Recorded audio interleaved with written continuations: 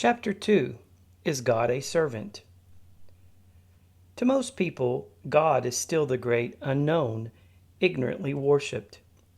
How few people there are who have sought to understand the nature of God, who have ever asked themselves, "Is there a God?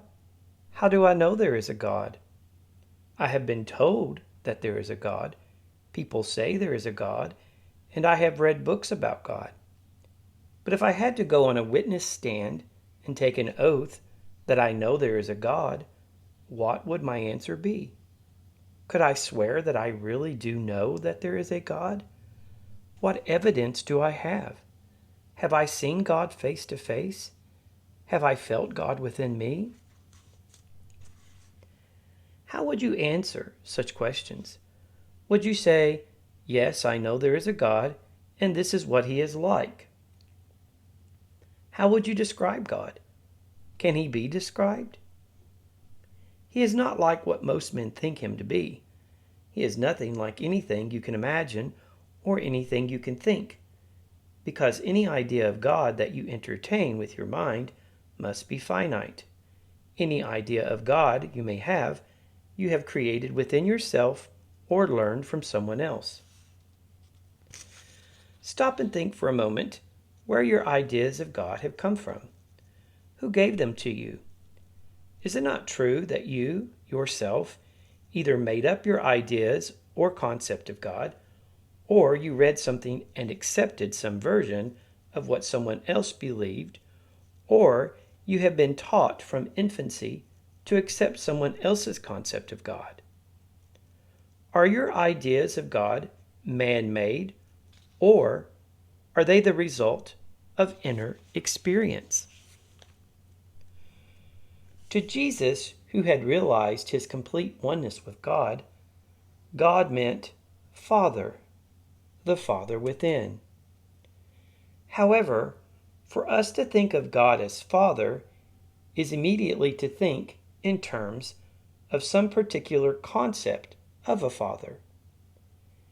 Each of us has a different concept of Father, the result of his own experience. In this modern age, children often consider their parents as some kind of a servant born to do their will, and many adults have simply incorporated this concept of parents as servants into their concept of God, and have made a God for themselves in the image and likeness of these childhood concepts. They think of God as a superhuman being just waiting for the privilege of granting them favors, of some kind of a God whose favor can be secured in one way or another, and that if the right combination of words can be learned, a person can even get God's favor to the extent of persuading God to do healing work for him. There is no such God. You do not need God's favor any more than you need man's favor. All of God's favor you will ever need, you already have. If you will turn within and acknowledge that you do not know what Jesus meant when he referred to God as Father, and then wait for God to tell you what God is as Father, you may have an experience similar to mine, although probably not exactly the same, because each one receives God's wisdom in a different way. When I turned within and asked, "What is God as Father?" the answer came, creative principle. God is the creative principle of this universe, and its nature is an infinite, all-embracing love. The nature of God is such that what God is not already doing, God cannot do and could not be induced to do. Understand that clearly. What God is not doing now, it would be a waste of time asking or expecting him to do. No one prays to God for the sun to rise in the morning or to set at night. No one prays to God to arrange the incoming and outgoing tides. No one prays to God to have roses come from roses, or pineapples from pineapples, or butter from milk. No one prays to God to change the laws of automotive engineering or airplane dynamics. In short, most people seem perfectly willing to let God run his own universe in his own way until their own little selves become involved. Then they turn to God and say, "Oh God, won't you do this for me? Won't you protect me or mine? Won't you heal me or mine? Won't you send food and clothing to me and mine?" Of course, God does not answer such a prayer. God has provided more food in the earth and in the sea than all the people on the face of the earth can consume. It is futile to pray to God for more. God's work was done in the beginning, and he found it good. It is useless to try to get God to change his universe for your benefit or mine, for your nation or mine, or for your family or mine. If you want to experience the grace of God, it is necessary to align yourself with God and receive the grace of God as it is now flowing, always has, and always will. What is needed is to know him aright, and that you do through contemplating truth. As you dwell in meditation upon the nature of God, very quickly you will find that the nature of God is love and intelligence. The intelligent, loving nature of God is your assurance that you will have a crop of roses from the rose seedlings you have planted in the fertile ground, and not something that you do not want. In the midst of such contemplation, it will dawn, what have I to fear? There is a God, and that God is love. That ends my whole problem. If God were not love, then I really would have a problem. But the minute I know that God is love, I have no more problems. That ends them. If I know that God is infinite intelligence and that it is his good pleasure to give me the kingdom, what kind of a problem can I have? I can forget anything that looked like a problem and begin to help the men, women, and children who do not know that God is love. Help those who have learned the words but do not believe them. And in helping them, I bring the conscious realization home to myself. As you meditate upon the nature of God, you will perceive that there never has been a time when God did not exist. And even from the limited standpoint of human reason, that would indicate that there never will be a time when God will cease to exist. With that conviction comes the revelation that God is eternal. Furthermore, there is no place where God is not. The findings of astronomy demonstrate how infinite is God's creation of sun, stars, moons, and planets, and also with what intelligent direction and order they move, each in its own orbit. The natural deduction of such cogitation is the realization, if it is true that all that the Father has is mine, then the Father qualities are the qualities of my individual being. The same wisdom, law, and order operate in my experience. All that constitutes the nature and character of God constitutes the nature of my individual being and of yours. Since it is true that God is the same yesterday, today, and forever, then God cannot do anything today that God was not doing yesterday, or that God will not be doing tomorrow. God does not have health to give. God does not have harmony to give, or wealth, or employment. Because God is love, God cannot withhold health, harmony, or peace. What kind of a God would let you be sick until you got around to praying to him? Such a God is merely a glorified human being and not God at all. God is a God of omnipotence, omnipresence, omniscience, and God knows your needs before you do. It is His pleasure to give you the kingdom and to give it without your sitting around, waiting, trying to find out how you are going to influence Him in your behalf. Yet, is not that what the world is doing?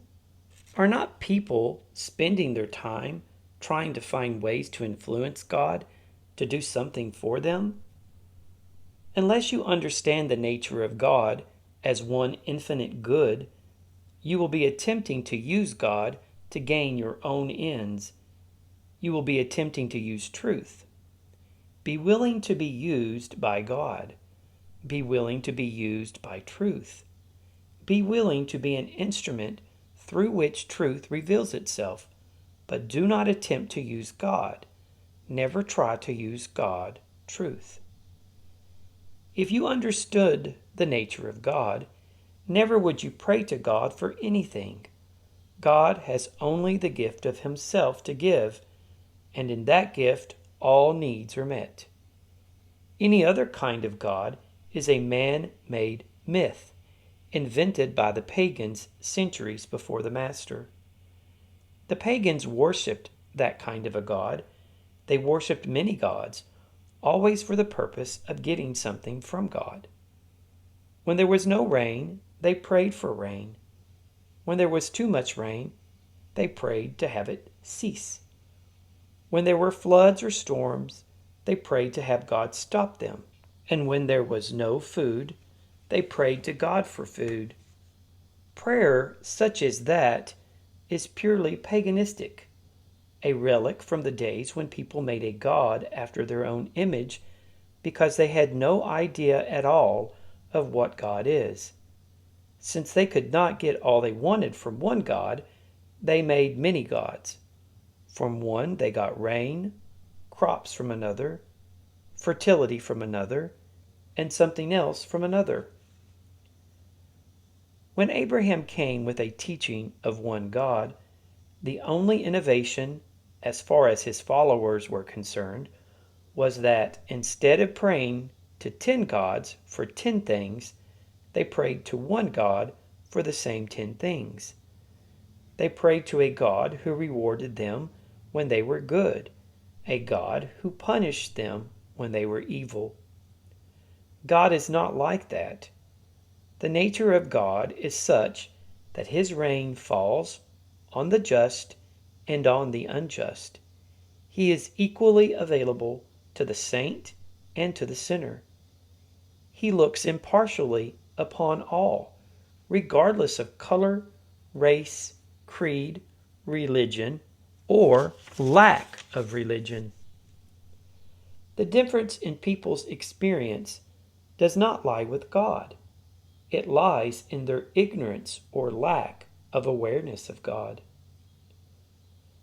To pray to God for things, health, money, houses, companionship, would be to look upon Him as a servant whom you can command to obey your wish. Do you really believe that God is an instrument made for your pleasure, or are you made for His pleasure? Do you really believe that God, whether in the heavens or within you, is just awaiting your call to serve your purpose, to gratify your desires? Or is God the spiritual creative principle of the universe, whom this universe serves and whose purpose you serve? The world is riding horseback to hell, waiting for God to serve it, instead of humbly realizing that you and I, just the same as the sun, the moon, and the stars, the birds, the animals, and the fish, were made to serve God's purpose. The image and likeness of God, the very God self-expressed, was made to serve its purpose, to glorify God, not man. God is not meant to glorify man. Man is meant to glorify God.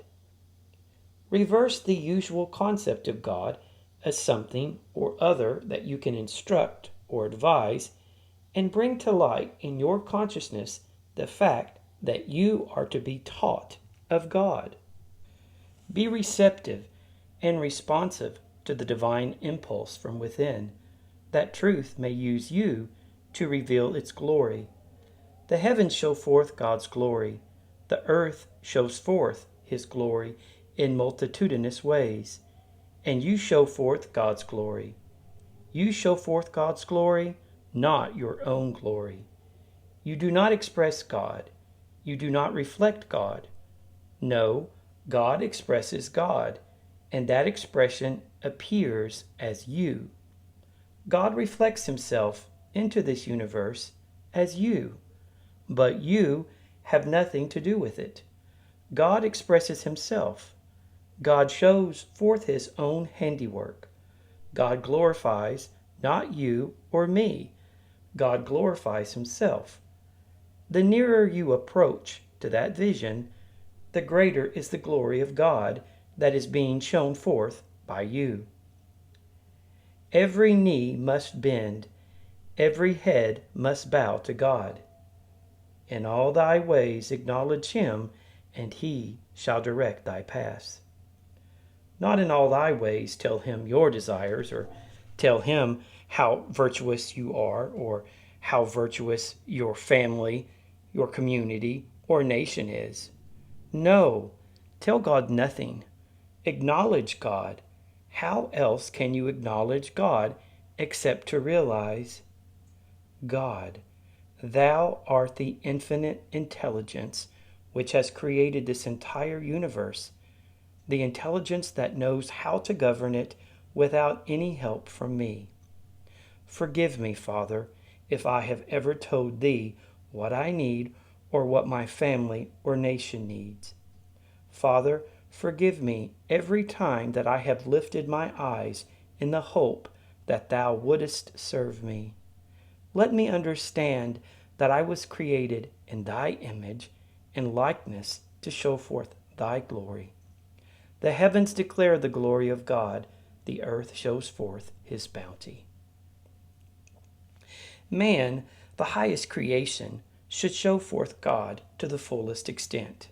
Man, individual you and I, should show forth immortality, eternality, infinity, all good, health, harmony, wholeness, infinite abundance, not yours or mine, but his. His grace should be evident in your eyes. The harmony of his body should be made manifest as the health of your body and mine. The infinite wealth, the infinite abundance of God should be expressed in your individual purse and household, not by any virtue of yours, not because you are good and deserve it, but because God is love, and the nature of love is that you bear fruit richly. It is God's great pleasure to give you the kingdom, not to have you sweat for it, labor for it, earn it, or even deserve it. Your good should come to you not by the sweat of your brow, but by a divine grace operating in you, a grace which you prevent by trying to make God your servant instead of making of yourself a servant of God.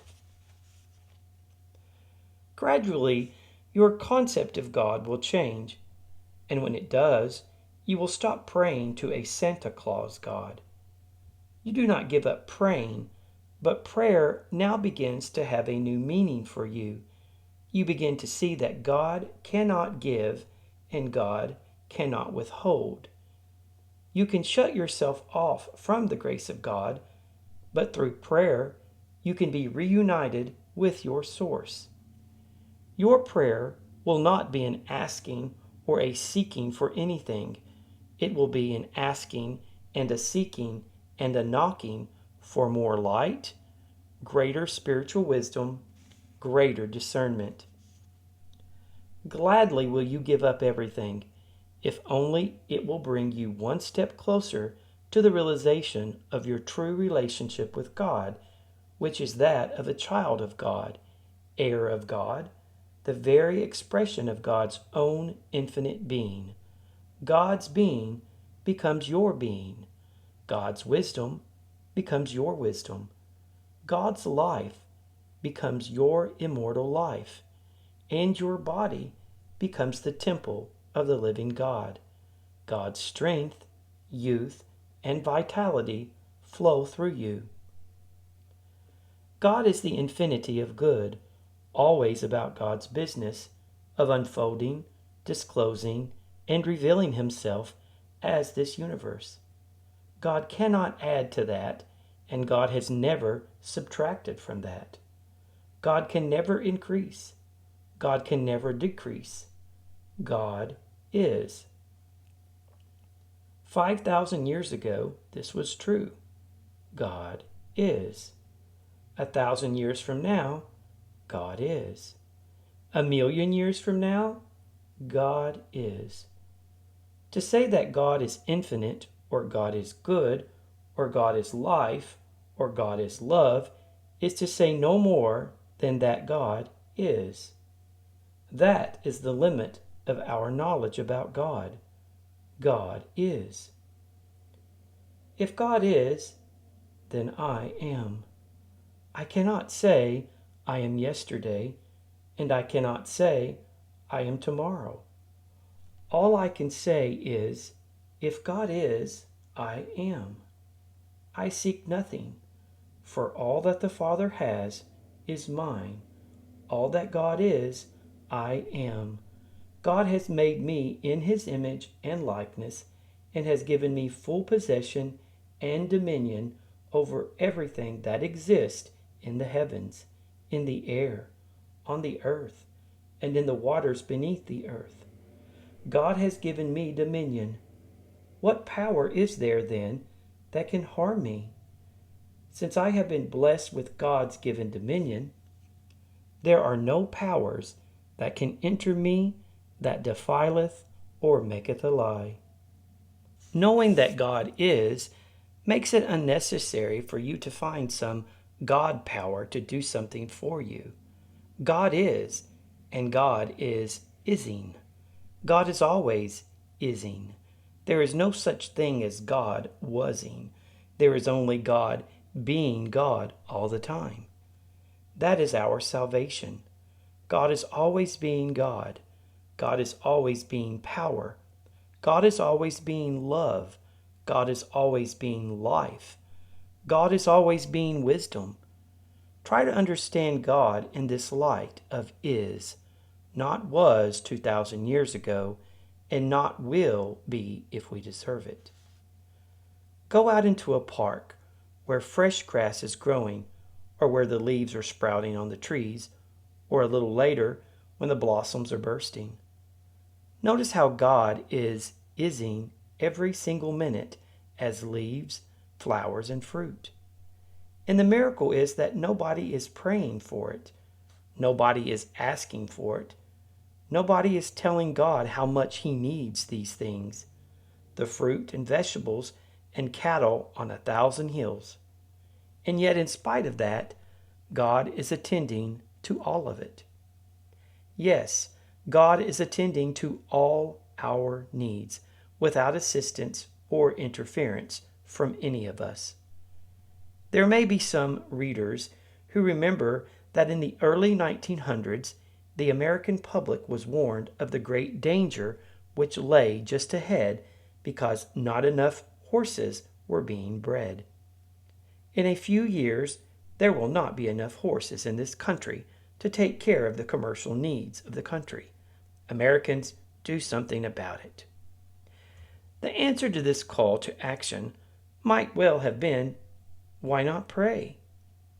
But in a few years, there was no longer a need for horses because man's ingenuity had devised the internal combustion engine, and its use in automobiles, trucks, and tractors replaced horses. And what would we have been praying for? Horses? Do you not see the foolishness of believing that man can prepare for the future, or that his wisdom is sufficient to provide for the future? God's grace is our sufficiency in all things, today, tomorrow, and 1,000 years from now. God is about God's business. God is expressing itself now, and the highest form of prayer is God already is. Be satisfied that God is. Be satisfied that God is omnipresent, omnipotent. Be satisfied that God is where you are this instant. Until the moment of illumination comes, when you behold Him as He is, be satisfied to know the nature of God. As you understand God as the creative principle of life, that which maintains and sustains all creation, that which is the intelligence of this universe, the very love and life and fiber of this universe, you will not pray to it. You will rejoice in it, and that will be your prayer. You will commune with it, seeking nothing for yourself, seeking nothing for anyone else, and never relegating God to the role of a servant meant to do your will or to satisfy your desires. God satisfies His own infinite nature in creating, maintaining, and sustaining this grand and glorious universe. And those of us who are in it are the servants of the Most High. Do not expect God to serve man. Understand man's function to be the servant of God, the glorifier of God, the showing forth all that God is on this earth. Change the nature of your prayer so that you are not trying to get a great big God to do a little tiny you a favor. Too many people act as if they really believed that they could direct God and expect Him to fulfill their desires.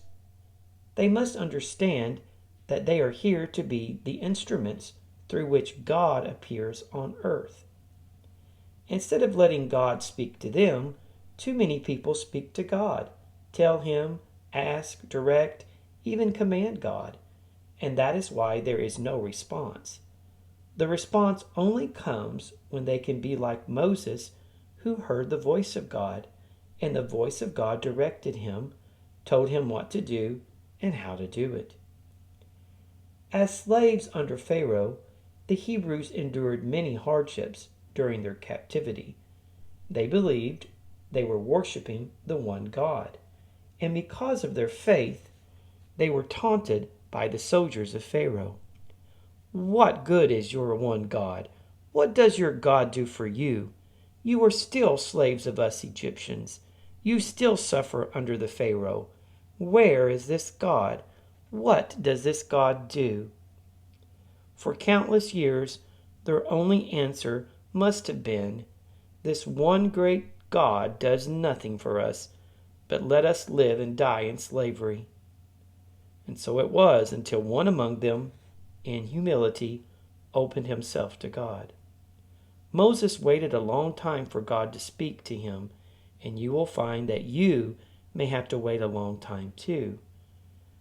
But after you once hear the still small voice, it comes more frequently, and then eventually it comes at will. You have only to close your eyes, wait a second, and whatever is necessary comes into your conscious awareness. From the moment that Moses made himself a servant of God, he was God-led, God-directed, God-sustained, God-fed, and then, through Moses, God could act to save the Hebrew people. People of any nation can be saved, of any race, of any family, if they have learned to pray and to open themselves so that the voice can speak within them, direct them, lead them, guide them, feed them, clothe them, house them. Here I am, Father, listening for your voice. My inner ears are open. I have no requests, no demands, no hopes, no ambitions. I do not ask you to do anything you are not already doing. I await your word of grace. I am the servant of the Most High. Be willing to be a servant of the Most High. Stand on the isness of God. Pray in confidence. Pray in the faith that when the finger of the Lord touches you, nothing shall enter that in any wise defileth or maketh a lie. When the finger of the Lord is upon you, you live, move, and have your being under the grace of God, not under the law. Those who look to you for leadership will be led out of their slavery to disease, out of their fear of lack, and out of their bondage to persons and conditions.